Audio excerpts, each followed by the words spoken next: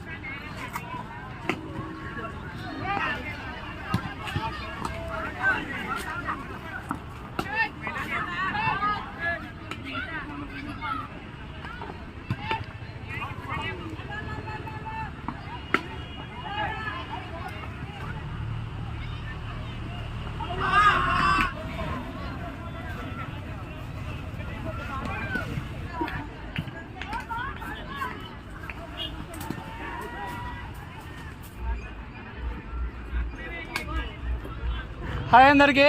ఈరోజు అయితే వీళ్ళతో ప్రాక్టీస్ చేసిన నాకైతే చాలా బాగా బ్యాటింగ్ బౌలింగ్ అయితే మెలకువలు అయితే చెప్పిళ్ళు.